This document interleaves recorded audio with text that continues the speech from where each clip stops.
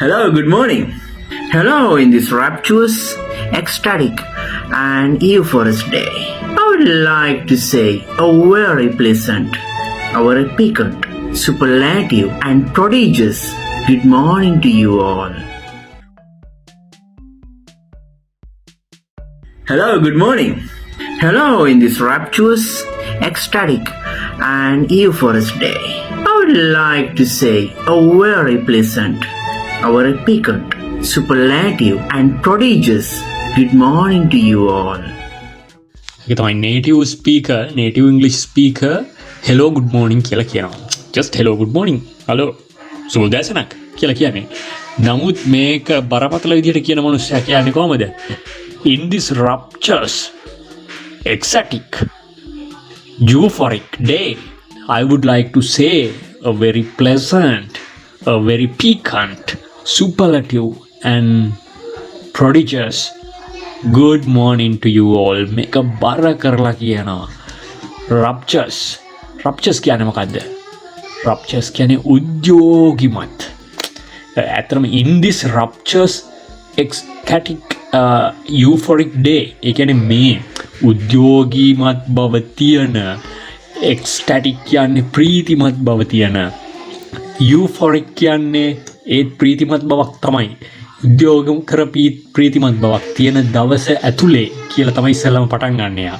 in this rapturous, ecstatic and euphoric day, මේ උද්‍යෝගිමත් ප්‍රීතිමත් තව ප්‍රීතිමත් දවසේ කියලා යා කියනවා. ඊට පස්සේ කියනවා I would like to say, මම කියන්න කැමති, a very pleasant කියන්නේ ප්‍රසන්න කියන එක.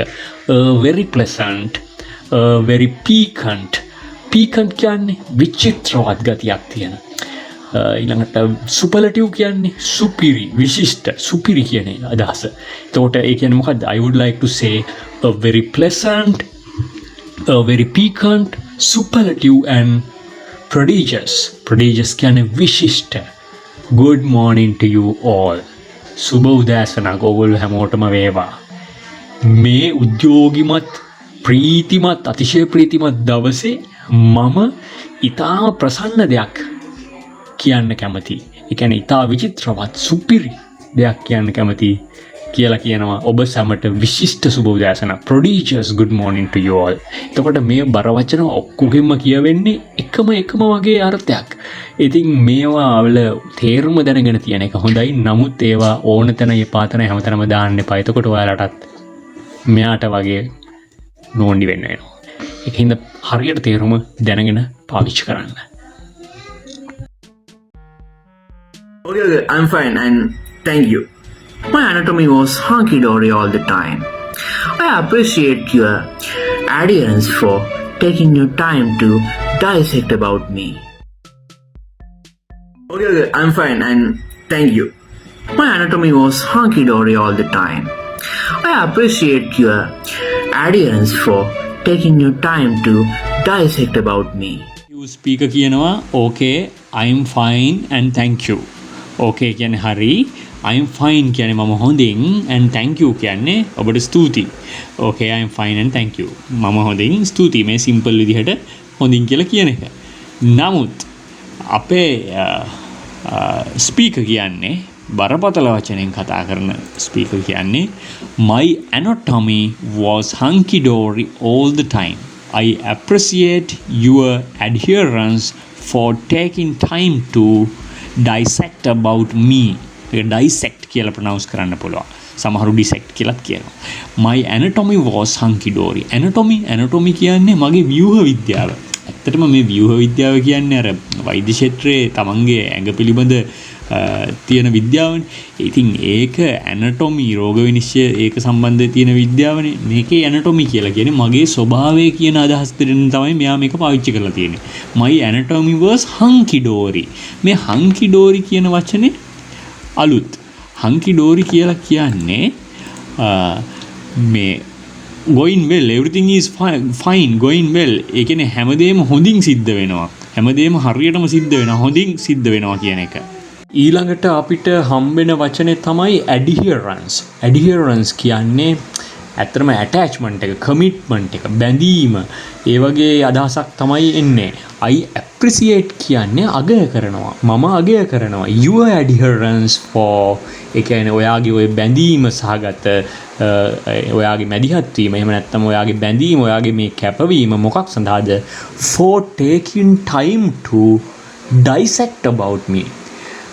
ඩයිසෙක්ට් කියන එකේ තේරුම ඇනලයිස් කරනවා වගේ තේරුමක් එන්නේ. ඇනලයිස් කරනවා. ඒ කියන්නේ මාව විශ්ලේෂණය කරනවා ඒ වගේ සීන් එකක්. ඒ කියන්නේ I appreciate your adherence. මම ඔයාගේ මේ මැදිහත් වීම, ඔයාගේ කැපවීම මම අගය කරනවා. For taking time to dissect about me.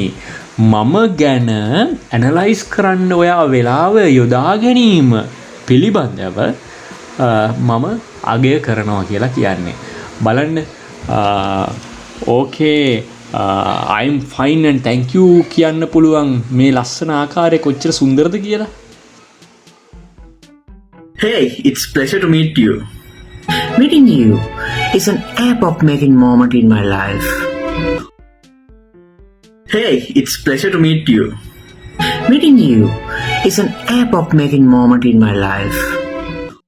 Native speaker කියනවා hey it's pleasure to meet you. It's pleasure to meet you. ඔබ හමුවීම සතුටක්. එතකොට අනිත් කෙනාට මේක බරපතල විදිහට කියන්න පුළුවන් මේ විදිහට. Meeting you is an epoch making moment in my life. Epoch making. Epoch මේක epoch කියලා කියන්නේ epoch කියලා කියන්නේ. Epoch making. Epoch making කියන එකේ තේරුම major importance. ඒ කියන්නේ අතිශය වැදගත් කියන එක. Moment කියන්නේ මොහොතක්. In my life කියන්නේ ජීවිතය. Meeting you කියන්නේ ඔබ හමුවීම.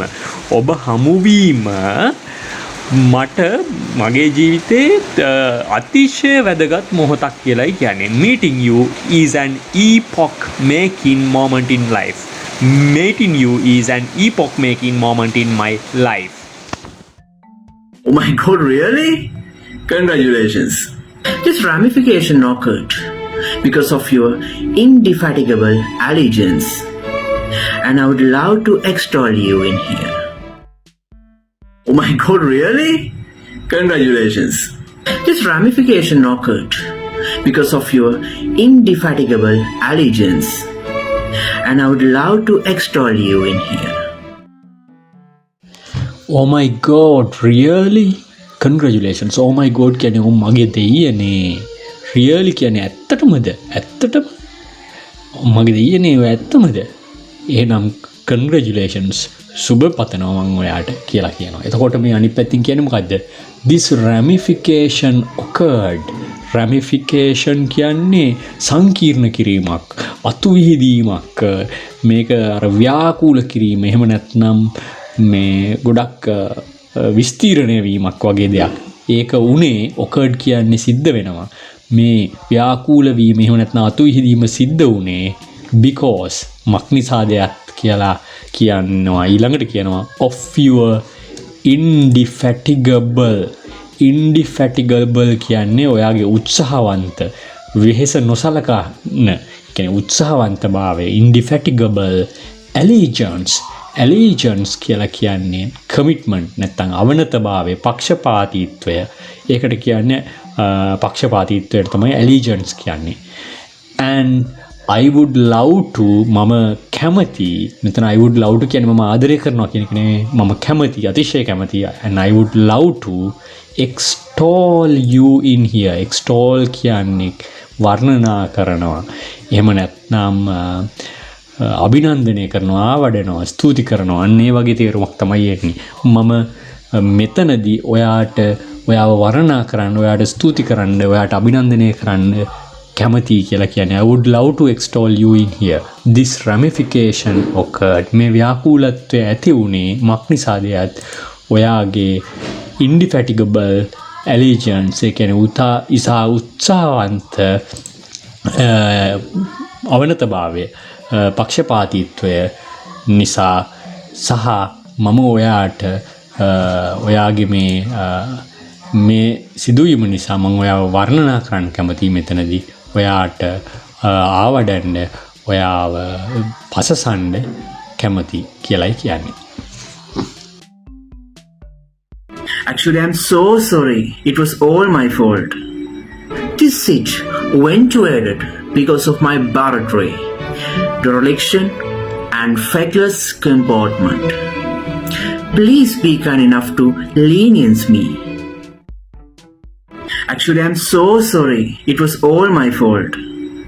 This seat went to edit because of my barratry, dereliction, and feckless comportment. Please be kind enough to lenience me. Actually, I'm so sorry. It was my fault. It was my fault කියන්නේ ඒක it was all my fault. ඒ වෙච්ච සියලු දේ මගේ වැරද්ද. It was all my fault. My fault කියන්නේ වැරද්ද. It was all.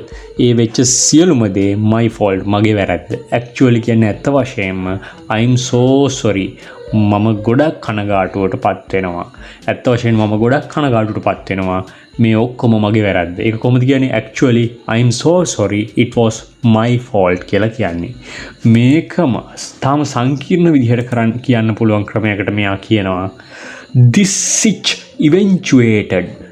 This sitch කියන්නේ සිදුවීම. මේ සිදුවීම මේ අකරතැබ්බිය බැරෑරුම් අවස්ථාව. This sitch eventuated කියන්නේ සිදුුනේ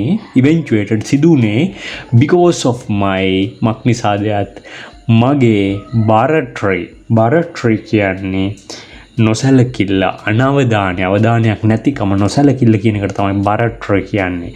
my barratry ළඟට කියනවා dereliction කියන්නේ අසමර්ථභාවය සහ and feckless comportment කියලා කියන්නේ දුර්වල comportment කියන්නේ හැසිරීම මගේ දුර්වල හැසිරීම feckless comportment මගේ දුර්වල හැසිරීම ඊට පස්සේ යා කියනවා please අනේ කරුණා කරලා be kind enough to lenience me lenience කියන්නේ අනුකම්පා කරන්න අනේ ඔයා මට අනුකම්පා කරන්න තරම් මෘදු වෙන්න හොඳ වෙන්න ඒ කියන්නේ ඔයා මට අනුකම්පා කරන්න කියන එකයි කියන්නේ please be kind enough to lenience me this sitch eventuated මේ සිදුවීම අකරතැබ්බය සිදුුනේ because of my barratry මගේ නොසැලකිල්ල නිසා සහ අසමර්ථකම සහ දුර්වල හැසිරීම නිසා ඒ නිසා please කරුණා කරලා be kind enough to lenience me මට කරුණා කරලා අනුකම්පා කරන්න මේ විදිහට බැරෑරුම් විදිහටත් ඔයාට තමන් so sorry කියන එක කියන්න පුළුවන් ටිකක් බැරෑරුම් විදිහටත් Okay machan, okay, see you soon and bye, yeah? The guises you gave me today were full of exuberance and productivities. I'm anticipating to see you soon, Mahinda. Okay මචන් see you soon and bye ඒ කියන්නේ okay හරි see you soon and bye ඔයාව නැවත දකින්න ලැබේවි දැනට bye කියලා කියනවා සුබ ගමන් හරි bye මං යන්නම් කියලා කියන්නේ මේකම ටිකක් බරපතල විදිහට කියනවා අනිත් එක්කන the guises you gave me today guises කියන්නේ පෙනුමවල් එහෙම නැත්නම් ආරෝපණයන් ආවේශයන් the guises you gave me today ඔබ මට ලබා දුන්න පෙනුම ආරෝපණය ඒවා were full of exuberance and proclivities ඒවා exuberance කියන්නේ සමෘද්ධිමත් භාවයේ විපුල භාවයේ වගේ තේරුමක් ඉන්නේ exuberance proclivities කියන්නේ නම්‍යශීලී භාවයන් එතකොට the guises you gave me today ඔයා මට අද අත් කරලා දුන්න පෙනුම නැත්තම් ආරෝපණය කරලා දුන්න දේ නැත්තම් ආවේශයන් සමෘද්ධිමත් භාවයන්ගෙන් සහ නම්‍යශීලී භාවයන්ගෙන් පිරීලා තිබ්බා were full of exuberance and proclivities ඒවායින් පිරීලා තිබ්බ ආරෝපණයක් තමයි ඔයා මට ලබා දුන්නේ ඊට පස්සේ යා කියනවා I'm anticipating anticipate කියන්නේ බලාපොරොත්තු වෙනවා I'm anticipating to see you soon ළඟදිම නැවත හමු වෙන්න මහින්ද කියලා එක්කෙනාගේ නම කියනවා මම ළඟදිම ඔයාව හමු වෙන්න බලාපොරොත්තු වෙනවා I'm anticipating to see you soon ඉක්මනින්ම මහින්ද ඉතින් මේ වගේ බරපතල බර වචන වාග්මාලාවක් ඔයාගේ ජීවිතයටත් එක්ක ඔයා කතා කරන ඉංග්‍රීසි කතා කරන දේවලුත් එක්ක එකතු කරගන්න අපේ ඊළඟ වීඩියෝ එකත් එක්කත් අමතක නොකර සම්බන්ධ වෙන්න. එතකන් අපේ YouTube channel එක subscribe කරලා තියාගන්න. ඉංග්‍රීසි ඉගෙන ගන්න කැමති වගේ යාළුවන් එක්කත් මේක share කරගන්න. අපේ මේකට like එකක් දාන්න. තියෙන ප්‍රශ්න මේ යට තියෙන comment තීරුවේ comment කරන්නත් අමතක කරන්න එපා. මම ගිහින් එන්නම්. ඔයගලන්ට සුබ දවසක්.